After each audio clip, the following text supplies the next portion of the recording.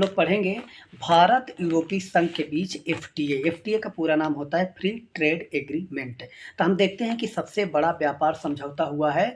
ये इतना बड़ा है कि आप सोचो कि इसको जितने समझौता हुआ है इसको बोलते हैं कि डील ऑफ मदर, यानी जितनी आज तक डील हुई हैं, जितने एफटीए हुए हैं उनमें से सबसे बेहतरीन है। तो हम लोग आज देखेंगे कि जो यूरोपीय यूनियन है उनमें जो 27 देश आते हैं तो सबको मिलाकर समझौता किया गया है, तो उसमें कितना फ़ायदा होगा कितना नहीं, तो आज हम लोग देखते हैं कि इकोनॉमी का सबसे बड़ा समझौता है। तो आइए हम लोग देखते हैं। तो देखो बच्चे, भारत और यूरोपीय संघ के बीच एक मुक्त व्यापार समझौता यानी एफटीए को सबसे बड़ा समझौता कहा जा रहा है कि सबसे बड़ा है।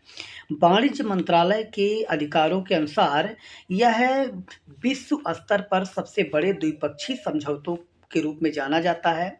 चीन आसियान व्यापार समझौता भी सबसे बड़ा समझौतों में से था, लेकिन बच्चे इसमें अंतर क्या है कि आप देखोगे कि जो हमारा आसियान है तो इसमें 10 देश हैं, लेकिन जो यूरोपीय यूनियन है तो इसमें कितने देश हैं, 27 देश हैं। तो बोला जा रहा है कि अलग अलग देश है जिनमें से दक्षिण पूर्व एशियाई देशों का एक समूह है। यह यूरोपीय संघ की तरह सीमा शुल्क संघ नहीं है।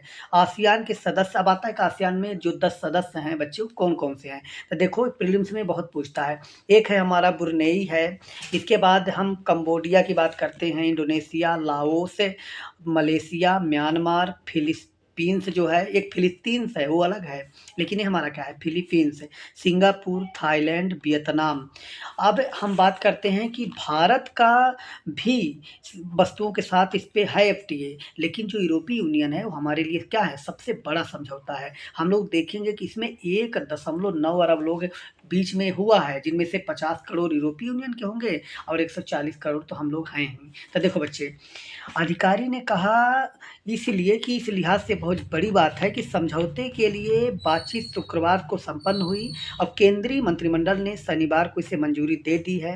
समझौते का पैमाना इसके आंकड़ों में झलकता है। इस समझौते का असर करीब 1.9 अरब लोगों पर होगा, जिसमें से भारत के 1.4 अरब और यूरोपीय यूनियन के कितने हैं बच्चे, 50 करोड़ हैं। तो हम जब बात करते हैं कि 1.9 अरब के बीच में हुआ है, जिनमें से 1.9 में 1.4 अरब भारत के लोग हैं और जो 50 करोड़ हैं वो हमारे यूरोप के हैं।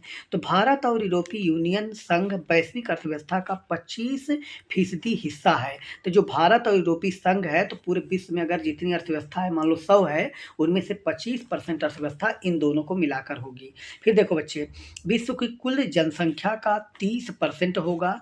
यूरोपीय संघ का कुल वस्तु आयात 2024 में 6,900 अरब अमेरिकी डॉलर और यूरोपीय संघ का सेवा आयात 2,900 अरब अमेरिकी डॉलर था। भारत का कुल वस्तु आयात 2024 में लगभग 750 अरब अमेरिकी डॉलर था। एक लाइन में बच्चे समझो कि बहुत इंपॉर्टेंट समझौता है जिससे भारत और यूरोपीय यूनियन के बीच हुआ है। इससे पूरे विश्व को, पूरी जो हमारा ग्लोबल सप्लाई चेन है, पूरे विश्व को क्या होगा, फायदा होगा। आइए हम लोग देखते हैं। भारत और यूरोपीय संघ ने मंगलवार को एक महत्वाकांक्षी रक्षा समझौते पर भी हस्ताक्षर किए हैं, जिसके तहत आतंकवाद रोधी सहयोग, तो जो आतंकवादी गतिविधियां होती हैं तो उसको रोकने के लिए भी समझौता शामिल हुआ है। हिंद प्रशांत क्षेत्र में गहन भागीदारी और सैन्य उपकरणों का संयुक्त विकास किया जाएगा। देखो बच्चे, अभी देखो अमेरिकी राष्ट्रपति ने हम लोगों के ऊपर 50% टैरिफ लगाया, जिनमें से 25 क्या है, दंड के रूप में लगाई गई है। तो अब क्वाड जो है, हिंद प्रशांत क्षेत्र में चीन की बढ़ती जो दबाव उसका बढ़ रहा था, तो उसके लिए हम लोगों ने एक समझौता किया, उसको बोलते हैं क्वाड। क्वाड में 4 देश हैं, एक हमारा जापान हो गया, भारत है, ऑस्ट्रेलिया है, अमेरिका है। अब ट्रंप ने क्या बोला कि हम नहीं शामिल होंगे, तब हमारी जो हिंद प्रशांत क्षेत्र में हो सकता है सुरक्षा के लिए चुनौती हो जाए। इसी को देखते हुए हम लोगों ने क्या किया है, इस समझौते में यह भी मेंशन किया है कि हिंद प्रशांत क्षेत्र में हम लोग क्या करेंगे, मिलजुल के काम करेंगे। तो बहुत बड़ी बात है यहाँ पे। फिर देखो, यह समझौता प्रधानमंत्री और यूरोपीय आयोग के अध्यक्ष और यूरोपीय परिषद के अध्यक्ष के बीच भारत यूरोपीय संघ शिखर सम्मेलन वार्ता के बाद किया गया है। तो दोनों के बीच में एक शिखर सम्मेलन होता है, तो बातें हो गई। इसके बाद हम लोगों ने क्या दिया, एफटीए को रूप दिया।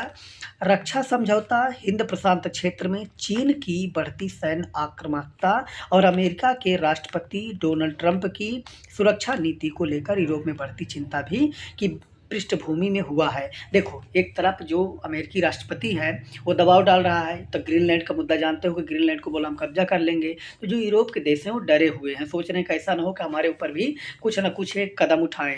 अब भारत के लिए समस्या क्या है कि अमेरिका पहले हम लोग के साथ साथ था क्वाड में, अब अमेरिका बोल रहा है कि हम नहीं शामिल होंगे, तो भारत को भी तो एक ऐसा सदस्य चाहिए ना। तो भारत ने बोला कि हिंद प्रशांत क्षेत्र में हम लोग काम करेंगे, और इन्होंने बोला कि अगर हम आपसे मिल के काम करेंगे तो यूरोप को भी थोड़ा सा क्या होगी, आसानी हो जाएगी। फिर देखो बच्चे, जापान और दक्षिण कोरिया के बाद भारत एशिया का तीसरा देश बन गया है। तो एशिया में तीसरा देश भारत बन गया है जो ईयू के साथ क्या किया, एफटीए। एक का नाम है जापान, दूसरे का नाम क्या है, दक्षिण कोरिया, तीसरे का नाम है भारत। और जानते हो भारत एक विकासशील देश है, लेकिन विश्व की सबसे बढ़ती हुई क्या है, अर्थव्यवस्था है, जो 7% की दर से आगे बढ़ रही है।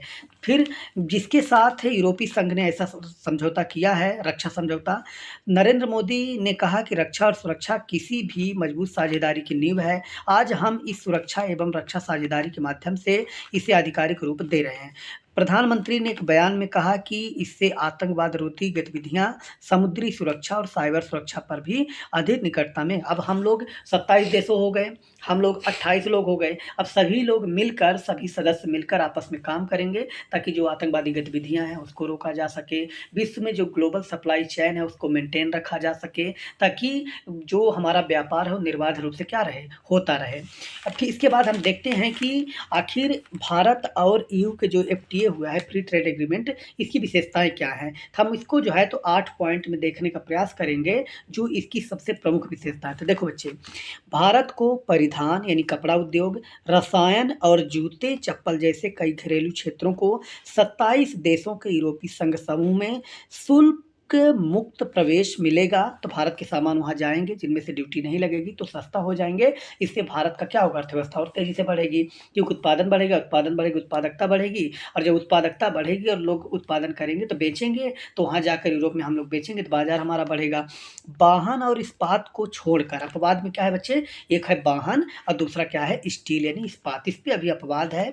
भारत के लगभग सभी सामानों यानी 93% से अधिक को यूरोपीय संघ में शून्य शुल्क पहुंच मिलेगी। बाकी 6% से अधिक वस्तुओं के लिए भारतीय निर्यातकों को शुल्क में कटौती और कोटा आधारित शुल्क रियायतें, जैसे ऑटोमोबाइल हो गया।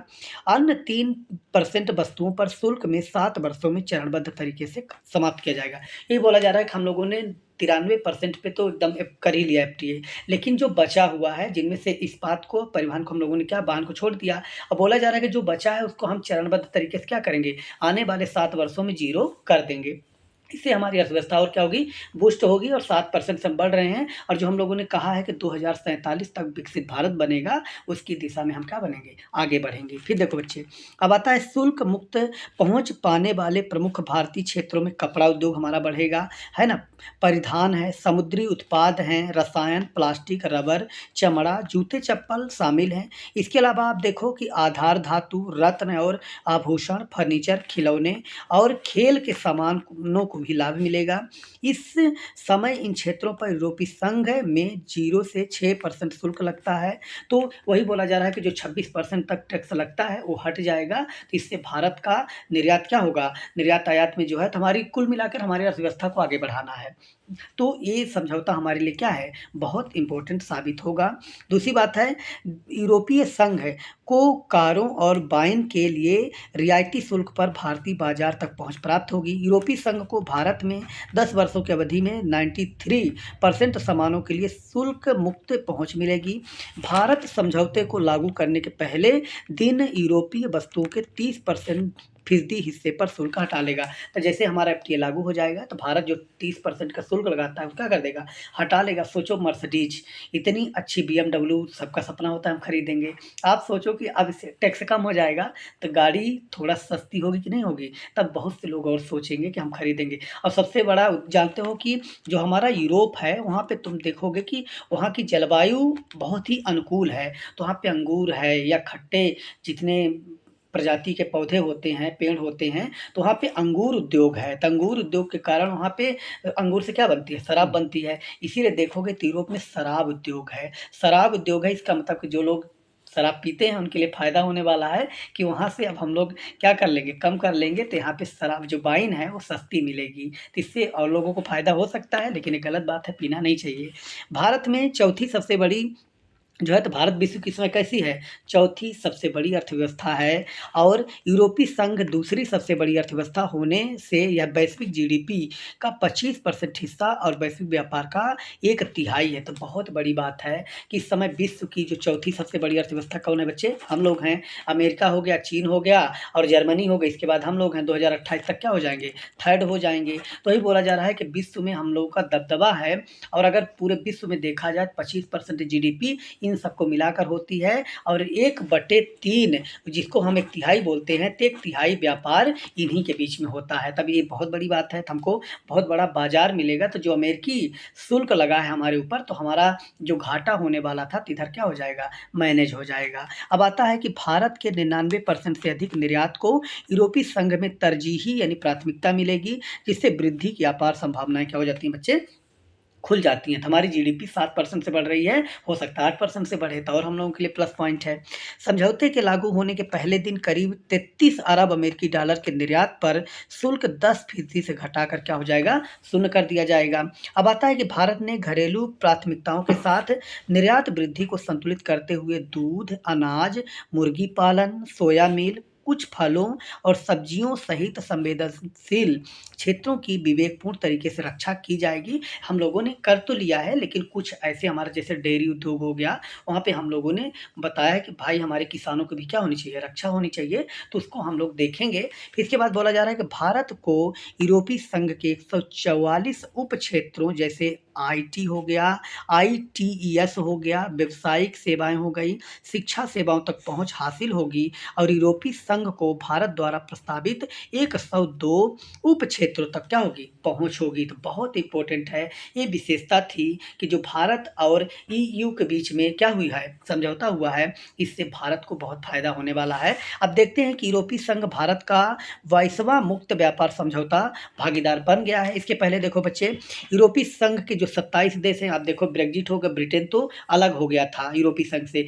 लेकिन हम लोगों ने ब्रिटेन से एफटीए कर लिया है। इसका मतलब कि यूरोप में 28 देश हमारे हो गए। तो बोला जा रहा है कि भारत का 22वां मुक्त व्यापार समझौता भागीदार बन गया है। इससे पहले आप देखोगे भारत ने यूके से किया है, ठीक है ना? ईएफटीए किया है, जिसको बोलते हैं यूरोपीय मुक्त व्यापार संघ, स्विट्ज़रलैंड, नॉर्वे, आइसलैंड और जो है तो लिंकस्टीन हो गया। यूएई के साथ हम लोगों ने कर लिया है, ऑस्ट्रेलिया, आसियान के 10 सदस्य हम लोगों ने अभी बात किया था, जापान, दक्षिण कोरिया और Oman, Malaysia, Singapore, Mauritius, Sri Lanka, Bhutan, Nepal के साथ क्या है? साफ्टा है, थाईलैंड के साथ हमारा प्रारंभिक समझौता है, मार्कोसूर जो दक्षिण अमेरिकी ब्लॉक है, आदि देशों के साथ व्यापार समझौते किए हैं। कतर, पेरू और चिली, इज़राइल और अमेरिका के साथ बातचीत चल रही है। तो कुल मिलाकर कहा जाए तो भारत ने बहुत बड़ी उपलब्धि हासिल की है। यही कारण है कि इस समझौते को मदर ऑफ ऑल एग्रीमेंट कहा जाता है, यानी सभी समझौतों की जननी कहा जा सकता है कि इससे बड़ा समझौता आज तक कोई भारत ने किया नहीं था। लेकिन ये भारत एशिया का क्या बन गया है? तीसरा देश बन गया है, जापान, दक्षिण कोरिया के बाद जो हम लोगों ने